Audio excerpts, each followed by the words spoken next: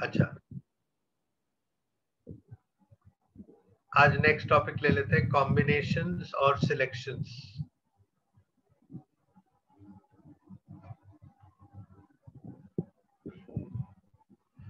ठीक है, अब देखो कॉम्बिनेशंस का कॉन्सेप्ट समझने के लिए मैं परम्यूटेशन से ही समझाता हूँ आपको कि एग्जैक्टली है क्या। देखो मान लेते हैं हमारे पास, वही एग्जांपल ले लेते हैं कि 5 लेटर्स है और इनसे 3 लेटर का वर्ड बनाना है। तो इसके तरीके अब हमें पता है 5p3 होते हैं, ठीक है।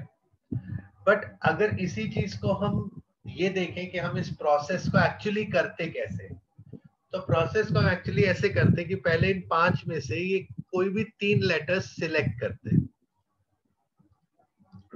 कोई भी 3 सिलेक्ट करते हैं। तो जैसे मान लो बी, डी और ई सिलेक्ट होते हैं, लेट से। तो मान लेते हैं इसके एक्स वेज है सिलेक्शन करने का, हमें नहीं पता कितने वेज है, बट मान लेते हैं एक्स वेज है। अब ये जब सिलेक्ट हो जाते तो हमारे पास 3 स्लॉट है और भरने के लिए अब हमारे पास 3 है। तो पहले स्लॉट को भरने के 3, दूसरे को 2 और तीसरे को 1 तरीके हो जाएंगे। दैट मीन्स जो एक्स सिलेक्शंस होंगे उनको 3 फैक्टोरियल वेज में अरेंज कर सकते हैं, ठीक है। तो हम ये भी कह सकते हैं यहाँ पर कि x का वैल्यू जो होगा वो 5p3 अपॉन 3 फैक्टोरियल होगा, यानी ये हो जाएगा 5 factorial upon 3 factorial into 5 minus 3 factorial. इसको ही हम रिप्रेजेंट करते हैं एज, this is represented as 5c3, ठीक है। मतलब NCR is number of ways of selecting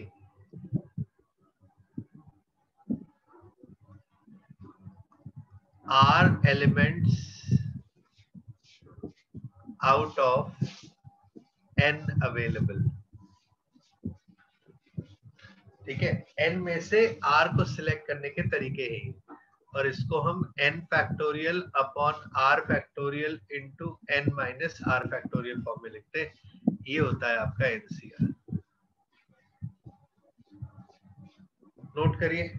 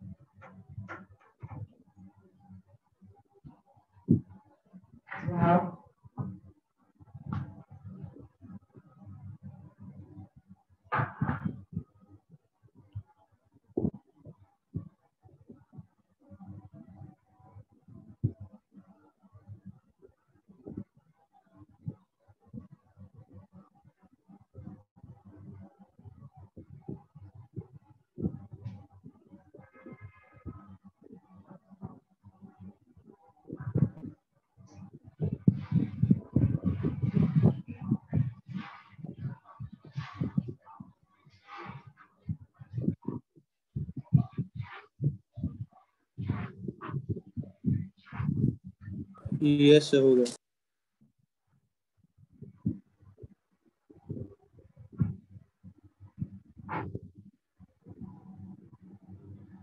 done. Yes sir.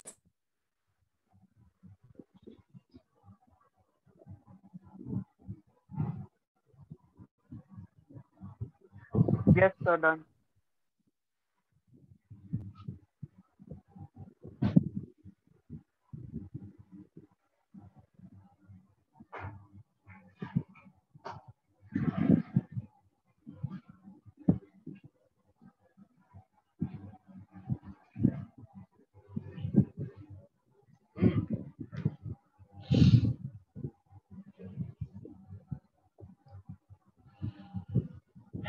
ठीक है, काम खत्म हुआ। अच्छा, अब दूसरी चीज आती है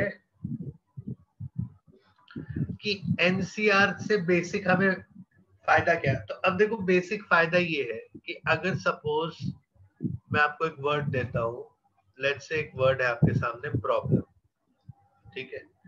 अब आपसे बोला जाए इसमें से एक 4 लेटर वर्ड बनाना है, ठीक है। तो आप सीधा क्या बोलोगे, 7P4 कर देंगे, 7 में से 4 को अरेंज कर देंगे। यहां तक तो बात सही है, कोई दिक्कत नहीं है। पर अगर इसी में आपसे एक कंडीशन लगा दे कि 4 लेटर वर्ड बनाना है which has 1 vowel and 3 consonants, अब आपके लिए प्रॉब्लम हो जाएगी। अब आप ये काम नहीं कर सकते, क्योंकि अब आपको पहले ये कंडीशनल अरेंजमेंट है, तो conditional arrangement can not be done directly using NPR. तो एनपीआर का सबसे बड़ा, देखो एनपीआर में 2 फ्लॉज है। एक तो वो कंडीशनल अरेंजमेंट नहीं कर सकता, मतलब इन द सेंस कि अगर अलग अलग जगह से चीजों को उठा के उनको अरेंज करना हो। दूसरा वो एक चीज और नहीं कर सकता, दैट इज ओनली सिलेक्शन।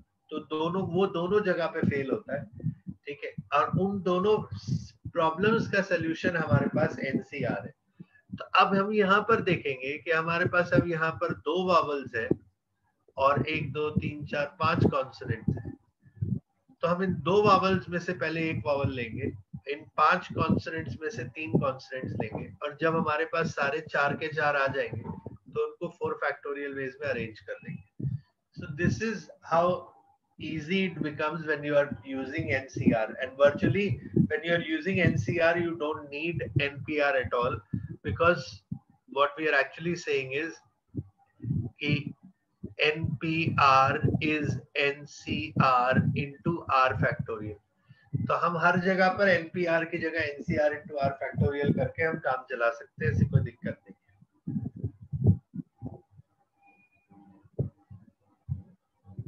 समझ आया?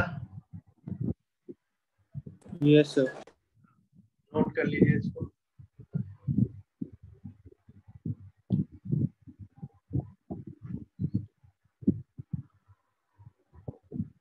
सर हाँ जी बोलो बेटा। सर मतलब अगर कोई स्पेसिफिक कंडीशन नहीं है सर, तब फिर एनपीआर को यूज कर सकते हैं ना? हाँ एकदम प्योर, एकदम मतलब वो सिचुएशन तो आपके सामने आनी ही नहीं है ना कि एकदम प्योर ऐसा क्वेश्चन दे दे जो एनपीआर से डायरेक्टली हो जाए, समझ जी में? जी। तो आपको हर जगह कुछ ना कुछ कंडीशन गिवन ही होगी। अच्छा अब मैं वर्ड प्रॉब्लम में आपको एक कॉन्सेप्ट और दे देता हूँ। यहाँ पर देखो, यहाँ पर अभी मैंने जो वर्ड लिखा था उसमें लेटर्स रिपीट नहीं हो रहे थे, बट अगर मान लो लेटर्स रिपीट हो रहे होते, मान लो आपको वर्ड ये दे देते,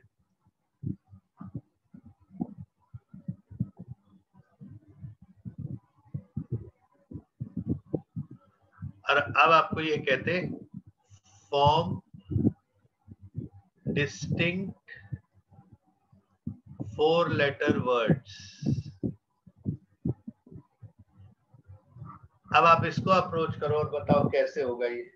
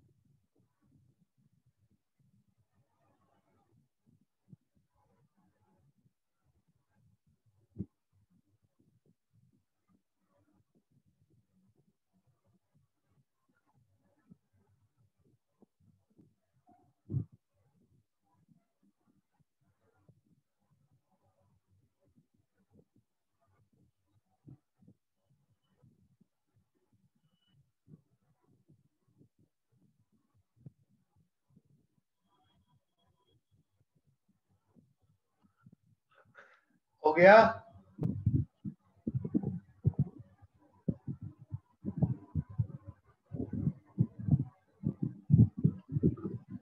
देखो इसको कैसे अप्रोच करेंगे मैं बताता हूँ।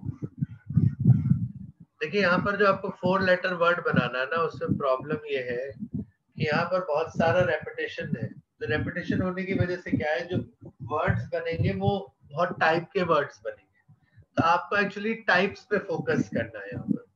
तो यहाँ पर देखिए सबसे पहली बात, यहाँ पर एक आई है, 1 2 3, 3 एन है, 2 डी है, 4 ई है, 1 पी है और 1 सी है। 3 3 6 3 9 3 12, 4 2 6 4 10 2। ठीक है, तो अब आपके पास ना 1 2 3 4 5 6 टाइप्स ऑफ लेटर्स है। ठीक है, कितने लेटर्स है वो मैटर नहीं करता यहाँ पे, वो बाद में देखेंगे। पहले पहली बात आती है 6 टाइप्स ऑफ लेटर्स। अब आपको जो वर्ड बनाना है ना, उसमें मान लेते पहला टाइप ऑफ वर्ड्स ये है जिसमें ऑल डिफरेंट लेटर्स है। तो ऑल डिफरेंट लेटर्स के लिए आपको 6 में से 4 सिलेक्ट करने हैं, क्योंकि 6 टाइप है तो 4 सिलेक्ट करने, 4 डिफरेंट टाइप और into 4 factorial. Second, 1 pair 2 different.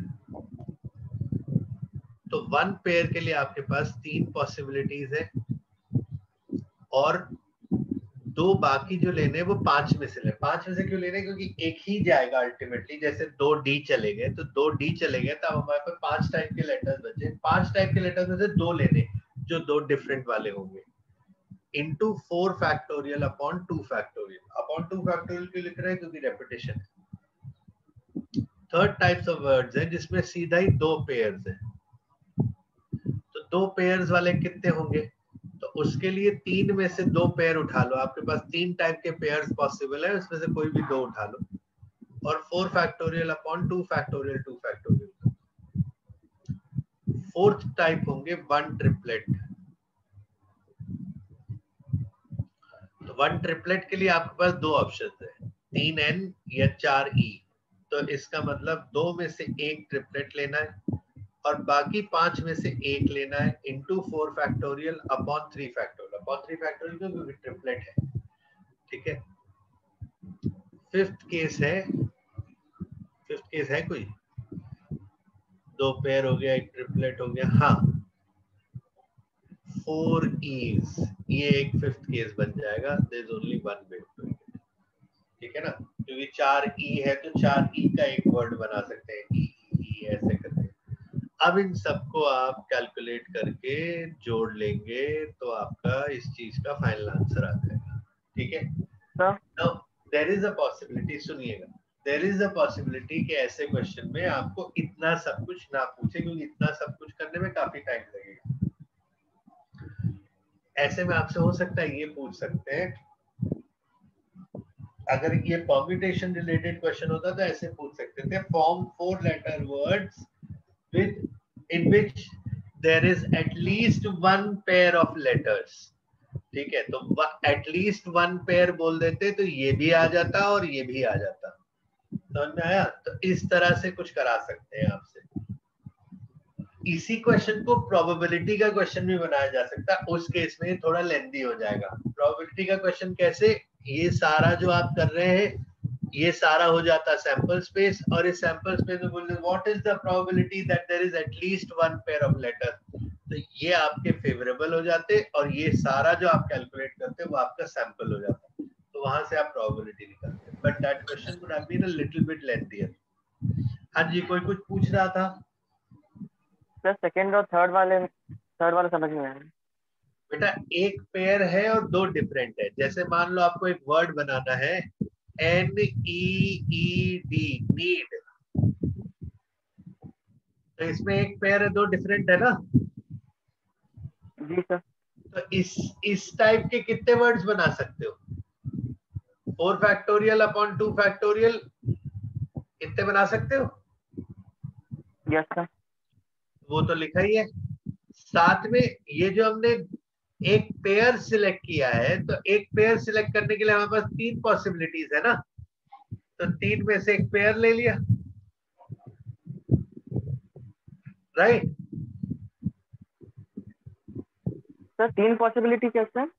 अच्छा 2D, अच्छा अच्छा okay. 2D yes sir 4E 3N, यही तो 3 पॉसिबिलिटी जहां से पेयर बना सकते हैं। जी सर जी सर। ठीक है, तो वहां से पेयर उठा लिया। अब जो भी उठाया, मान लो हमने 2D उठा लिए, 2E उठा लिए, तो ये वाला तो हट गया। अगर 4E में से 2E उठाए होते तब भी उसको कंसिडर करते ये हट गया, क्योंकि अब हमें डिफरेंट टाइप ऑफ लेटर चाहिए होता। तब डिफरेंट टाइप ऑफ लेटर की जब हम बात करते तो बाकी 5 टाइप बचती, 5 टाइप में से 2 लेटर और ले लिए।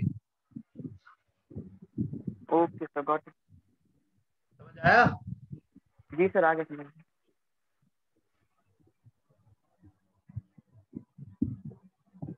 सर हाँ, सर जैसे सेकंड में हमने पहला 3C1 में 6 टाइप में से एक टाइप लिया जिसमें से एक पेयर आएगा।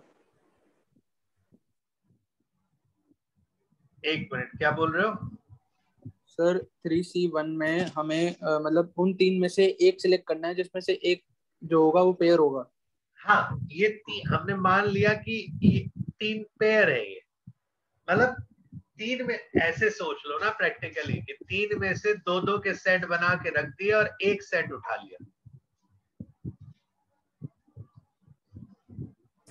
Yes sir. सर अगर ये इसी में से ट्रिपलेट हो तो चलो ठीक है, नीचे वाला।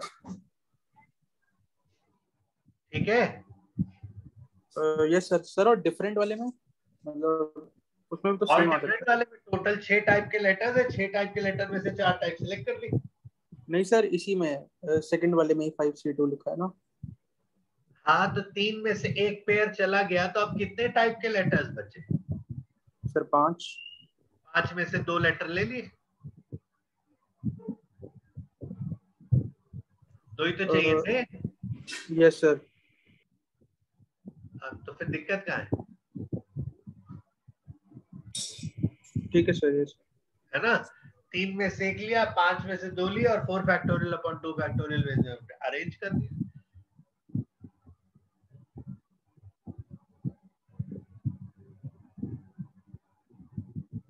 Yes sir. ठीक है सर। ये आया समझ में सबको?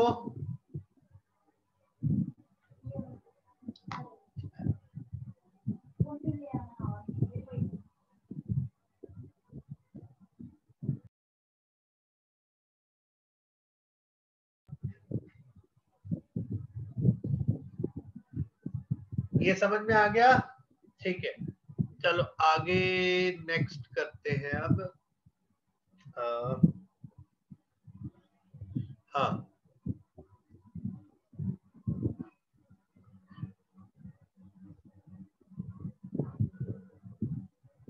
एक तो ज्योमेट्रिकल एप्लीकेशन समझा देता हूँ, बहुत सारे हैं ये। ठीक है, इनको ना क्वेश्चन आंसर फॉर्म में करते हैं। सबसे पहले सबसे सिंपल स्टार्ट करते हैं।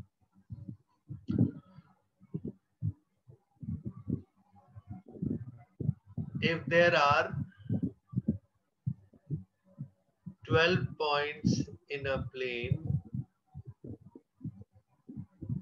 out of which 5 are collinear, then find number of geometrical figures formed.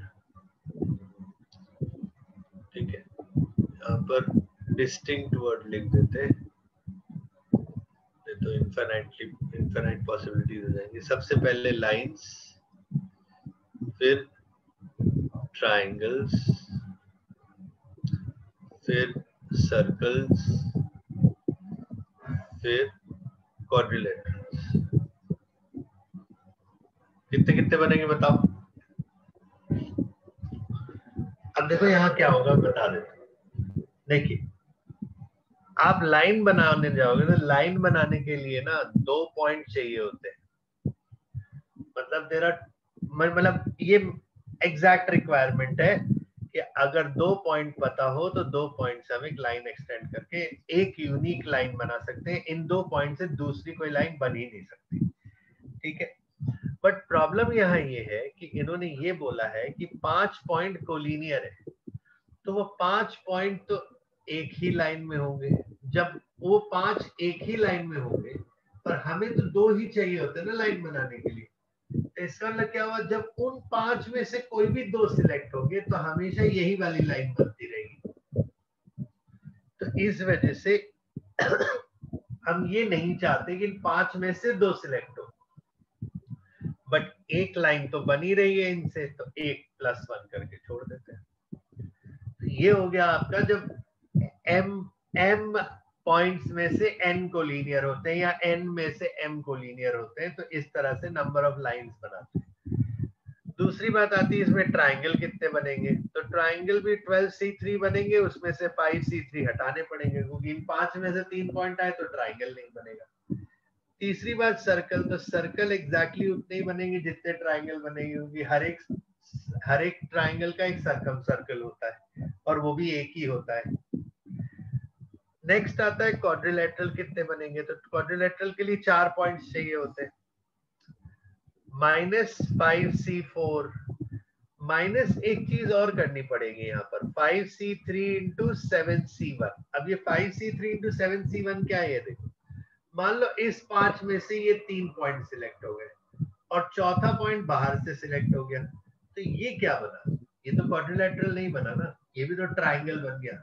तो इन 5 में से 3 और बाकी जो बाहर 7 है उनमें से एक, अगर ये कॉम्बिनेशन भी होता है तो ये भी ट्राइंगल बनाएगा, ये क्वाड्रिलेटरल नहीं बनाएगा, तो ये कॉम्बिनेशन भी इसमें से हटाना।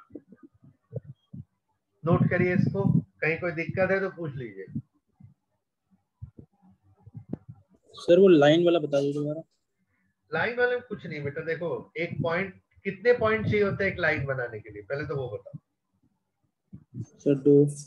2 चाहिए होते हैं ना यूनिक लाइन बनाने के लिए। तो जब 2 चाहिए होते हैं तो हमारे पास कितने हैं अवेलेबल टोटल, 12। 12 में से 2 ले लिए, बात खत्म हो गई। बट अब प्रॉब्लम क्या हुई, उन 12 में से 5 है कोलिनियर, तो उन 5 कोलिनियर में से कभी भी 2 पॉइंट लोगे। जैसे मान लो तुमने इन कोलिनियर पॉइंट में से तुमने एक बार कहा मैं ये वाला और ये वाला पॉइंट लूंगा, और तुमने दूसरी बार कहा कि मैं ये वाला और ये वाला पॉइंट लूंगा, तो तुम कोई भी 2 पॉइंट ले रहे हो, लाइन तो हमेशा यही वाली बन रही है ना, एक ही लाइन बन रही है ना बार बार। Yes sir. तो इस वजह से -5C2 कर दिया, बट +1 किया। +1 किस बात का, उस एक लाइन का, अच्छा ठीक है सर। क्योंकि वो एक ही लाइन बनेगी हमेशा। Yes sir. अच्छा, अब यही कॉन्सेप्ट अगर थोड़ा सा चेंज कर दें, ये जो 12 पॉइंट्स इन अ प्लेन है, ये नोट कर लिया आप लोगों ने? जी सर। हाँ, 12 पॉइंट्स इन अ प्लेन की जगह कर देते हैं 12 points कॉनसाइक्लिक। Concyclic, I hope you understand. Concyclic is lying on the circumference of a circle. ठीक है, out of which ये सब कुछ नहीं है, ये सब कहानी खत्म कर दो। Find number of geometrical figures बताने हैं आपको। तब यहाँ पर क्या होगा, पहला आंसर सीधा सीधा ये हो जाएगा 12C2। क्यों, 12 पॉइंट है, कॉनसाइक्लिक है, कॉनसाइक्लिक में कभी भी 3 पॉइंट कोलिनियर नहीं होते, हमेशा 2-2 पॉइंट से ही हम क्वाड्स बना सकते हैं। यहाँ पर सीधा सीधा आ जाएगा 12C3। यहाँ पर क्या आएगा बताओ, सर्कल कितने बनेंगे? 1।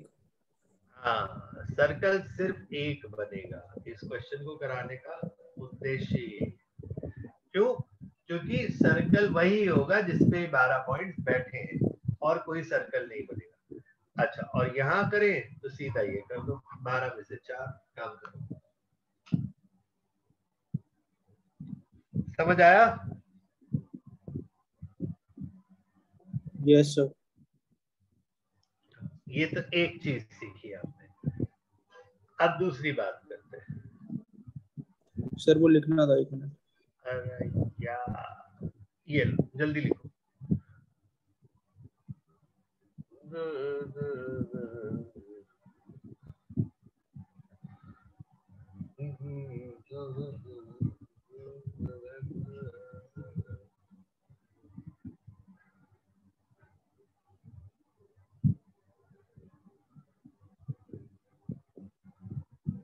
यस सर, हो गया।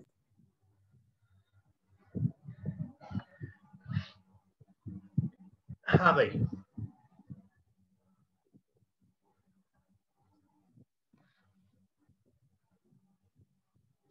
next concept is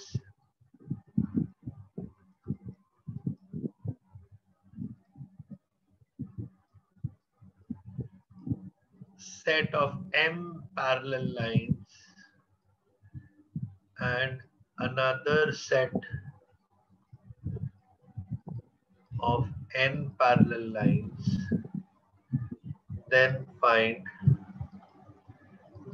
number of parallelograms that can be formed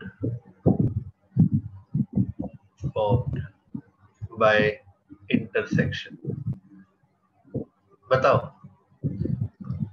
अगर एक ऐसा सेट है m लाइंस का और एक ऐसा सेट है n लाइंस का, ठीक है, इसमें मैंने 4 बना दी तो वो मत सोचिएगा 4 ही है, इसमें 5 बना देते हैं। इसमें m लाइंस है, इसमें n लाइंस है, तब पूछ रहे इनके इंटरसेक्शन से कितने पैरेललोग्राम बनेंगे।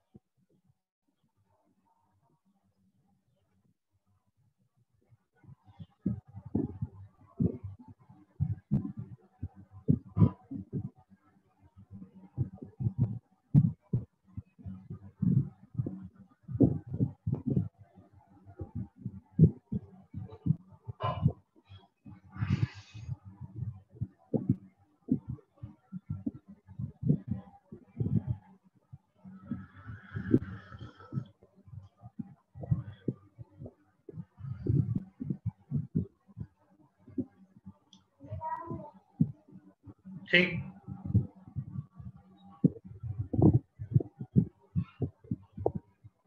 जल्दी बताओ।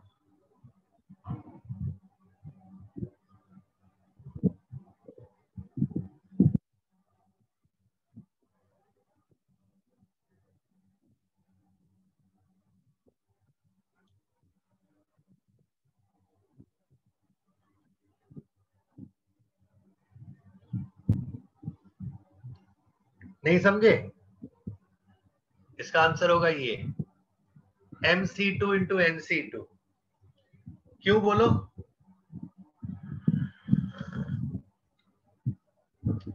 सिंपल है, m में से 2 लाइन ले लेंगे और उन n में से 2 लाइन ले लेंगे और जो बनेगा बीच में पैरेललोग्राम ही होगा। कोई भी 2 लाइन अगर मान लो इस सेट की है और कोई भी 2 लाइन इस सेट की है, तो अल्टीमेटली ये बना तो पैरेललोग्राम ही ना। Yes sir.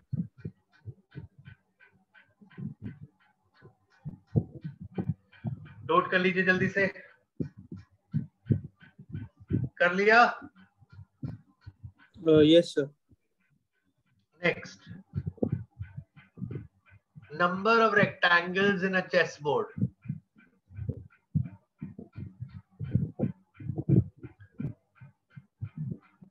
बताओ कितने होंगे?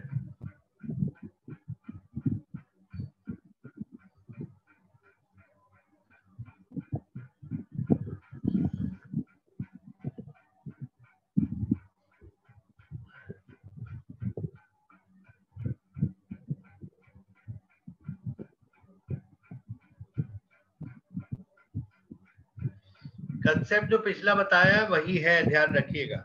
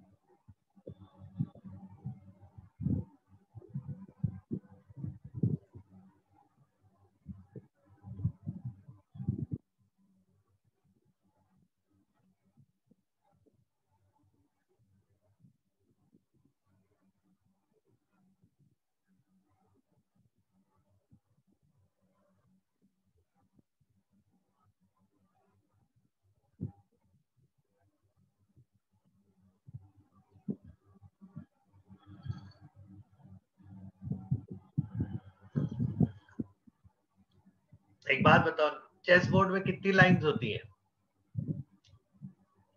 बोलो।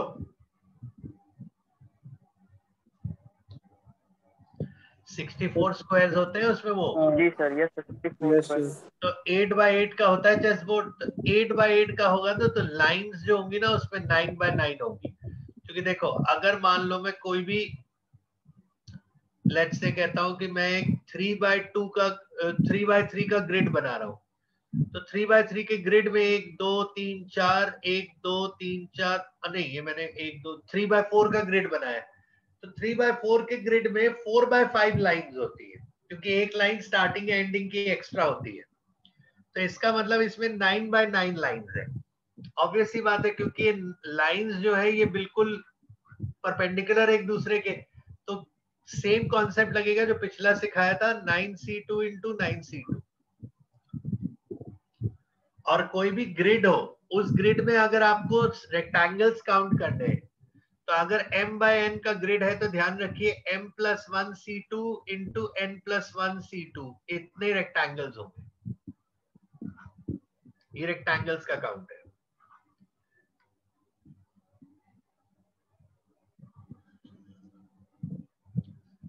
अगर पैरेलल फैमिलीज बोल देते तो पैरेललोग्राम्स बनते। अगर परपेंडिकुलर फैमिली मतलब पैरेलल भी है और म्यूचुअली परपेंडिकुलर है, तो वही वही पैरेललोग्राम रेक्टेंगल्स में कन्वर्ट हो जाएंगे। ये समझ में आया?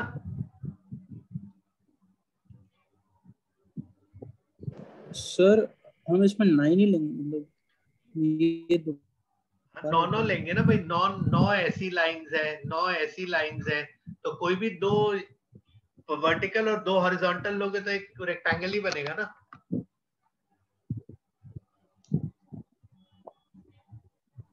हाँ जी बोलो। तो मतलब जितने स्क्वायर्स होंगे वर्टिकल या हाँ वो फिर भी रेक्टेंगल्स हॉरिजॉन्टल। में ही काउंट होंगे। Squares are also treated as rectangles.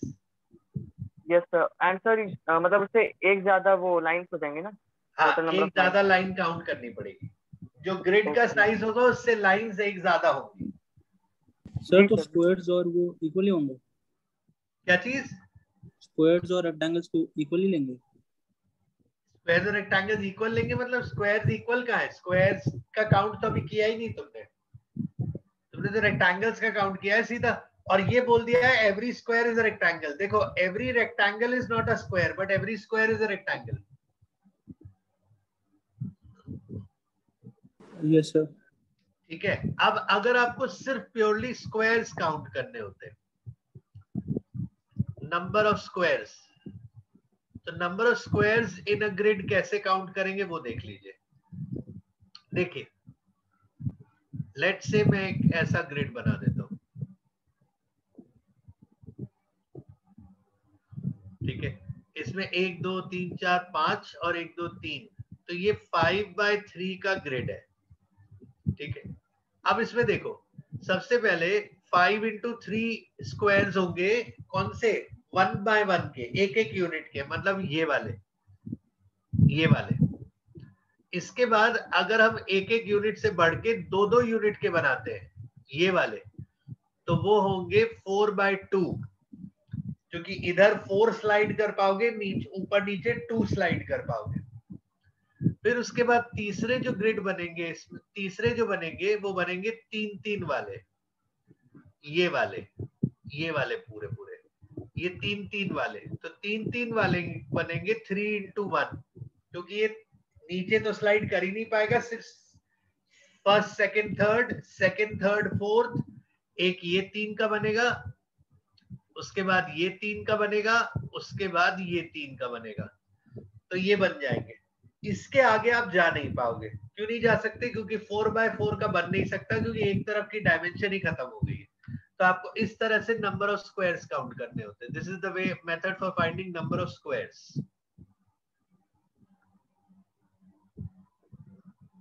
Sir इसी में नंबर ऑफ रेक्टेंगल्स निकालना चाहें तो क्या होंगे सर? नंबर ऑफ रेक्टेंगल्स तो वही हो जाएंगे। इसमें ग्रिड साइज 5/4 है, तो नंबर ऑफ रेक्टेंगल्स कितने होंगे बताओ, खुद ही बता दो।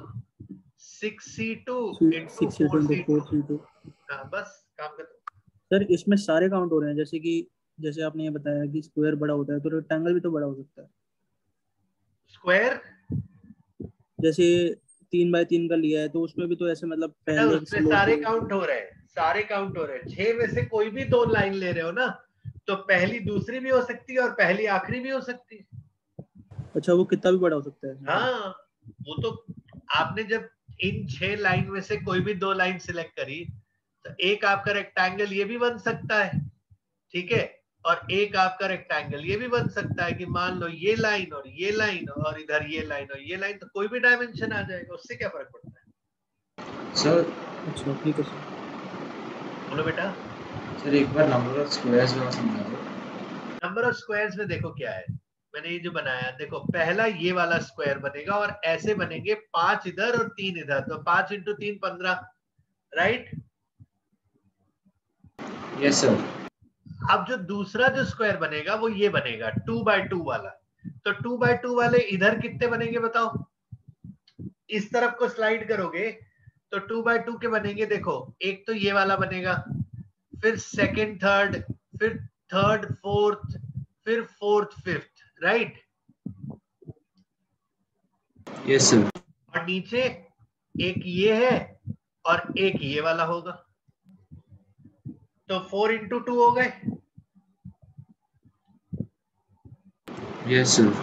है ना। और तीसरा जो 3/3 का बनेगा वो इतना बड़ा, ये वाला जो बनेगा ये पूरा, ये नीचे तो स्लाइड हो ही नहीं पाएगा, ये सिर्फ ऐसे स्लाइड होगा कि एक तो ये बन गया, दूसरा आपका ये बन गया और तीसरा आपका ये बन गया।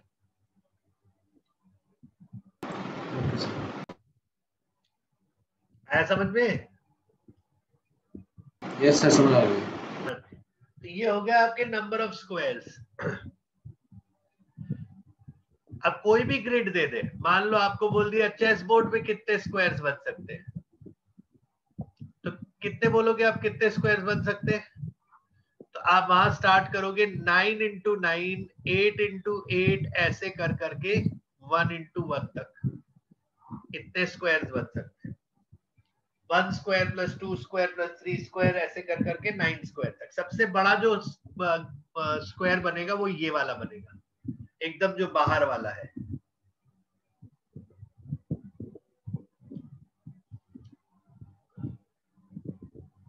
सर 9 इंटू 9 कैसे हो गया? 9 इंटू 9 नहीं होगा ये, आई एम सॉरी, स्क्वायर्स है। 8 इंटू 8 से शुरू होगा, रेक्टेंगल्स नहीं है, स्क्वायर्स है। 8 इंटू 8 से शुरू होगा। जो पहला होगा वो 1 बाय 1 डायमेंशन के जो स्क्वायर्स होंगे, ये वाले एकदम जो छोटे वाले होंगे, ये वाले होंगे, ये वाले होंगे 64।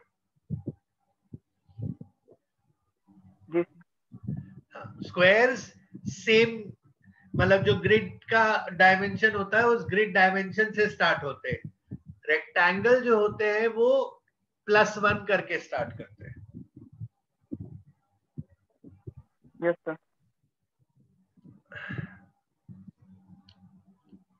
Okay, next is number of diagonals in a polygon and triangles. Diagonal, sorry, गलत जगह लिख दिया।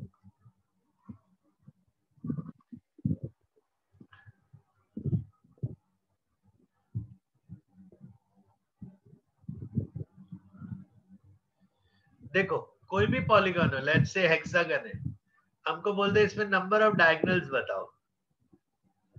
तो नंबर ऑफ डायगोनल्स हम सीधा सीधा क्या बोलेंगे, 6 में से कोई भी 2 पॉइंट्स लेके डायगोनल बनाना है, बट उसमें से 6 साइड्स हटानी है। क्यों? क्योंकि कोई 2 पॉइंट अगर एडजेसेंट हुए तो ये साइड बन जाएगा, तो हमको ये साइड हटानी है, क्योंकि साइड डायगोनल में नहीं काउंट होना चाहिए। ठीक है, तो इसका सीधा सीधा फॉर्मूला आपका क्या हो गया, NC2 माइनस N।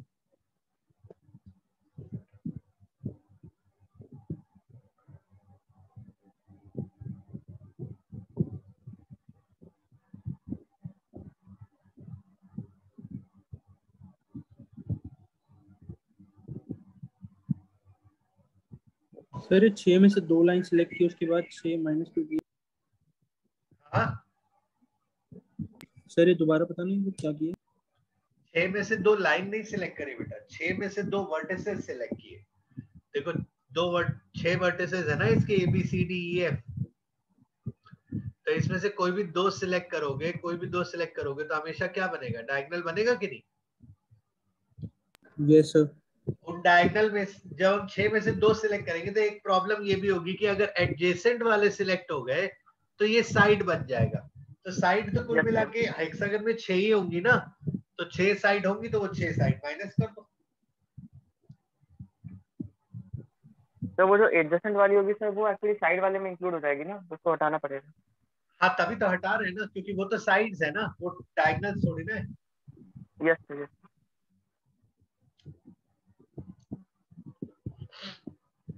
और अगर ट्रायंगल्स काउंट करने होते तो ट्रायंगल्स में भी देखो एक्चुअली 3 टाइप के ट्रायंगल्स होते हैं। फर्स्ट ट्रायंगल्स के लिए बता रहा हूं, 1 साइड कॉमन 2 पॉलीगन। अब देखिए ध्यान से समझिएगा, मान लीजिए ये आपका पॉलीगन है, ठीक है।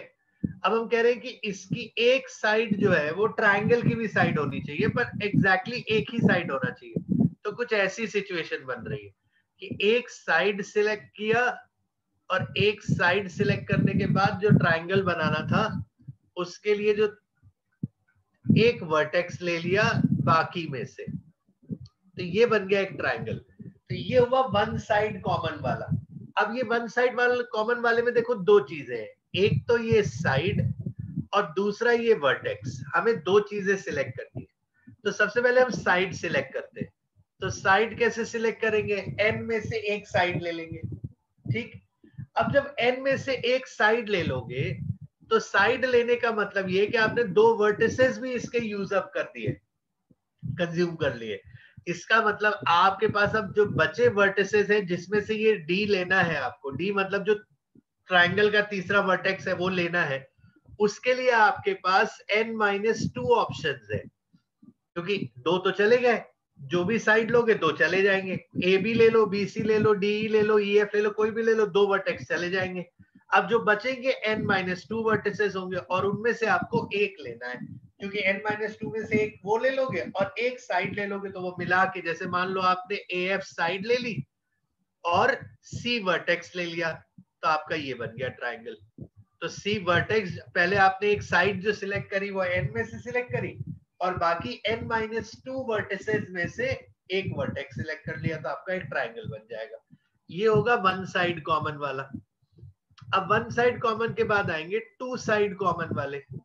अब टू साइड कॉमन वाले तो बिल्कुल सिंपल है, एकदम चिपके हुए हैं। जैसे यहाँ पर मान लीजिए ये है आपका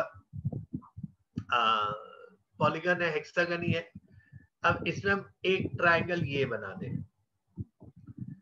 तो अगर ये बोलते हैं ना, देखो कॉमन सेंस की बात है कि टू साइड कॉमन बोला है ना, तो वो दोनों साइड एडजेसेंट ही होंगी। अब ऐसा तो हो नहीं सकता एक ये वाली और एक ये वाली और बोले इससे ट्राइंगल बनाएंगे, कैसे बना देंगे।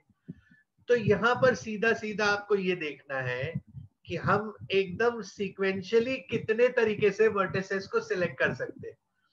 तो पहला सीक्वेंस क्या होगा, एबीसी, फिर क्या होगा बीसीडी, फिर होगा सीडीई, फिर होगा डीईएफ, फिर होगा ईएफए, फिर होगा एफएबी, यानी 6।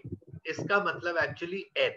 तो n टू साइड्स कॉमन वाले जो होंगे वो n ट्राइंगल्स बन सकते हैं, बस इसके अलावा कुछ नहीं बन सकते। एक तो बना ही दिया मैंने, दूसरा ये बनेगा, तीसरा ये बनेगा, चौथा ये बनेगा, पांचवा ये बनेगा और छठा ये बन जाएगा। बस इसके अलावा कुछ नहीं बन सकता।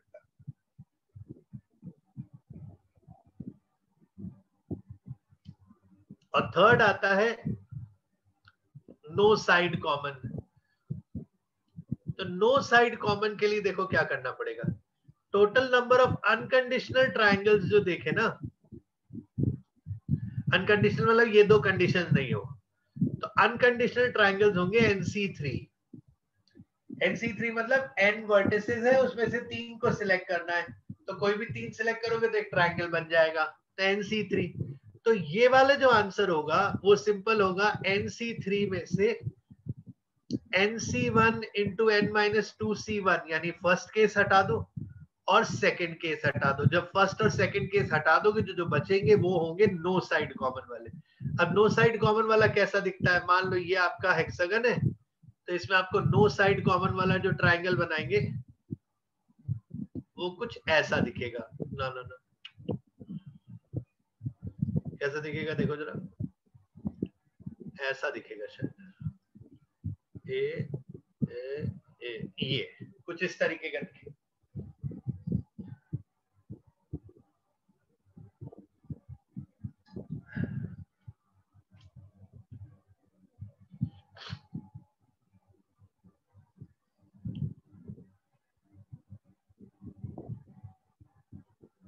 Yes sir.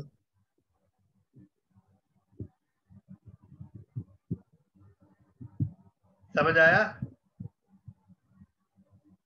Yes sir.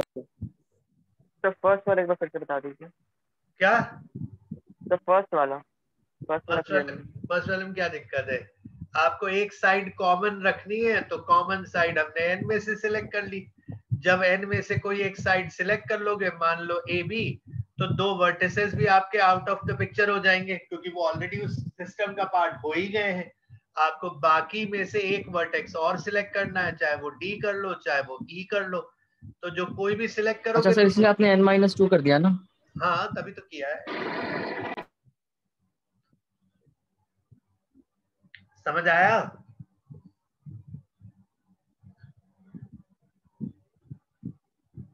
Yes sir. ये हो गया आपके मोरलेस एक आपको मैंने एक रफ आइडिया दे दिया है कि सिलेक्शंस के क्वेश्चन, बाकी जनरल सिलेक्शन के क्वेश्चन। अच्छा,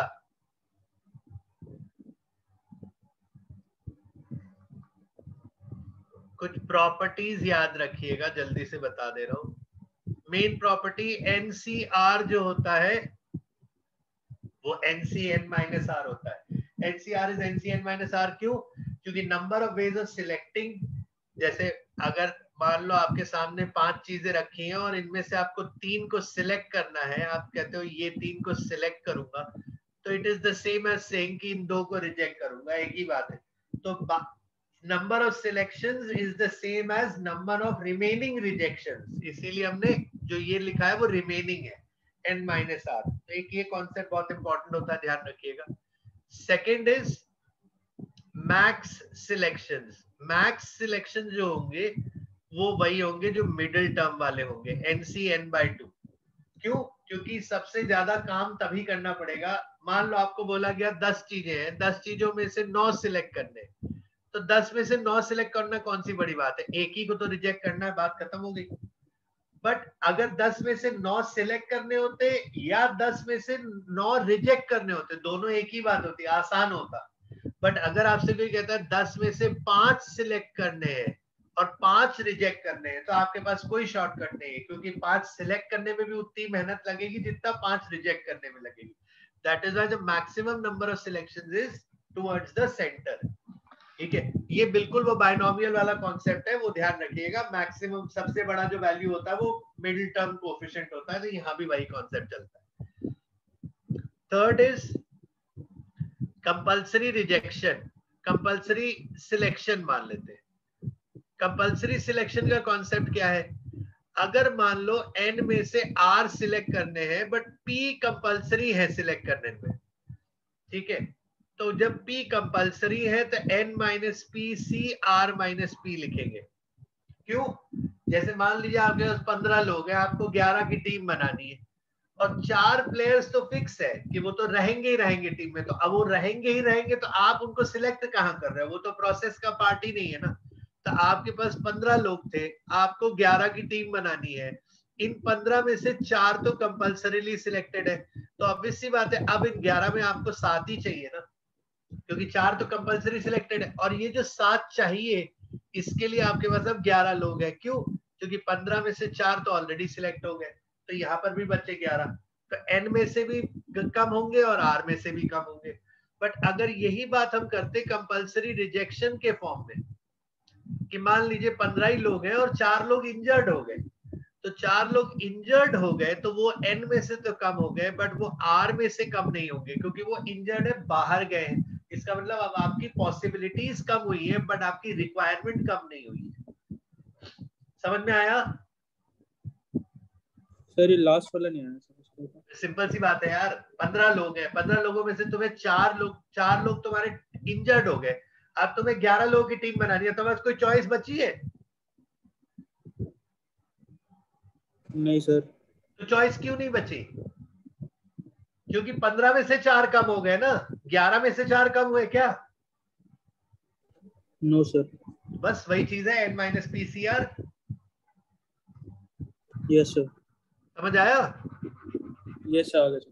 अच्छा, सिंपल प्रैक्टिकल सोचा करो इसमें तो बिल्कुल प्रैक्टिकल वो है, इसमें कुछ भी नहीं करना है। इसके बाद एक वो फॉर्मूला याद रखिएगा, इस पे क्वेश्चन बहुत बार आ जाता है, NCR plus NCR minus 1 is equal to n plus 1 CR। ये आपने 11वीं क्लास में सीबीएसई में एनसीईआरटी में डेराइव भी किया हुआ है, वो तो छोड़ दीजिए, वो सब दिमाग लगाने की जरूरत नहीं, बस याद रखिए एनसीआर प्लस एनसीआर माइनस 1, कहीं भी सिचुएशन दिखेगी n प्लस 1 CR लिख देना, बस बात खत्म हो गई। इस पे समेशन का क्वेश्चन आ सकता है, अभी आप जब कोई बुकलेट कुछ करोगे, मैं असाइनमेंट दूंगा, वो करोगे तो उसमें कुछ ना कुछ मिल जाएगा इस पे क्वेश्चन। ये समझ में आ गए?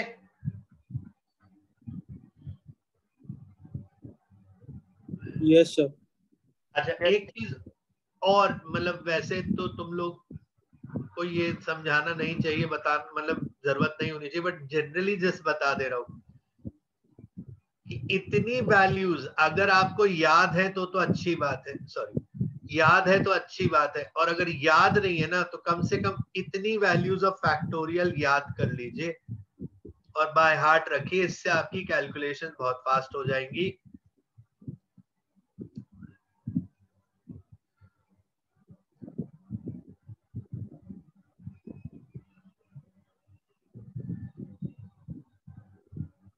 थ्री सिक्स टू डबल 880 और 10 फैक्टोरियल 3628800।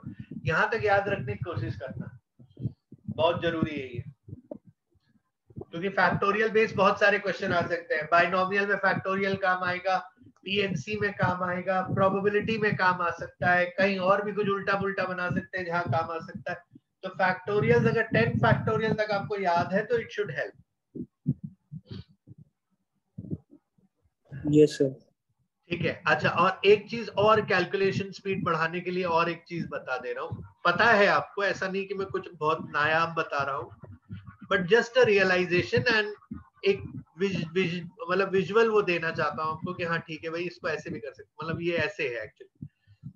देखो NC0 is equal to 1 is equal to NCN, NC1 is equal to N is equal to NCN minus 1, NC2, अब देखो NC1 था तो यहाँ N लिख दिया, NC2 होगा तो यहाँ N इंटू N माइनस 1 लिख देंगे, नीचे 2 फैक्टोरियल लिख देंगे, और वो उधर वाले से सेम होगा। NC3 होगा तो क्या करेंगे, N into N minus 1 into N minus 2 लिख देंगे, नीचे 3 फैक्टोरियल लिख देंगे, और वो NCN माइनस 3 के बाद इतना आपको याद होने चाहिए, क्योंकि NC3 से ज्यादा तो सॉल्व करना होता नहीं है, ठीक है। बट हाँ ये है कि इतना आपको जल्दी से याद है, कुछ नहीं करना है। जैसे आपको जैसे आपको बोल दिया 7C3 निकालो, तो कुछ नहीं करना है, 7 6 5 लिखना है और नीचे 6 लिख देना है, 6 कट जाएगा, 35 आंसर। तो थोड़ा कैलकुलेशन स्पीड बढ़ाने के लिए बता रहा हूँ, ये सब चीजें आप याद रख सकते, इस तरह से थोड़ा सा इनको आप दिमाग में बिठा लो, ठीक है। कल हम अभी बहुत काफी सारा बाकी है, इसलिए हड़बड़ा के खत्म नहीं करना चाहता मैं। कल मैं आपको सारा आइडेंटिकल वाला कॉन्सेप्ट और डिस्ट्रीब्यूशन और वो पढ़ाऊंगा। कल प्रोबेबली हम शायद थोड़ी क्लास एक्सटेंड कर सकते हैं, शायद आधा घंटा, डिपेंडिंग ऑन द फैक्ट कि हम कितना कवर कर लेते हैं क्लास टाइम में, क्योंकि अगर मुझे लगेगा कि आधे घंटे के अंदर मैं खत्म कर सकता हूं तो मैं कल ही खत्म करूंगा इसको। I would not like to pull it to Thursday. Is that okay? Yes sir. आप लोग बाकी काम शुरू करो। तो वो लॉग वाले डाउट कब लोगे? किसके डाउट लेने बेटा? सर जो आपने लॉगरिथम की जो वर्कशीट दी थी असाइनमेंट। बेटा डाउट एक दिन थोड़ा सिलेबस चढ़ा दूं, फिर उसके बाद देखता हूँ किसी दिन डाउट के लिए टाइम अलग से रख लूंगा। Okay sir. ठीक है, हाँ अभी काम करते जाओ, क्योंकि तुम्हारा एकदम से ये जो दिया है ना नोट डेट में, सोच रहा हूँ थोड़ा कम से कम अभी बहुत बड़ा पोर्शन बचा है 2D ज्योमेट्री, परम्यूटेशन कॉम्बिनेशन के बाद हमें सीक्वेंस सीरीज करना है। सीक्वेंस सीरीज में ज्यादा टाइम नहीं लगाऊंगा, फटाफट 2 क्लास में निपटाऊंगा, और उसके बाद हम मेजर हमको टाइम देना है 2D में, क्योंकि 2D के 5 क्वेश्चन आते हैं पेपर में, तो उसमें अगर हफ्ता 10 दिन भी लगता है ना तो कोई दिक्कत नहीं है। तो इस वजह से मैं थोड़ा सा उसको स्पेस करने की कोशिश कर रहा हूँ कि एग्जाम से पहले प्रॉपर तरीके से सारी चीजें हो जाएंगी।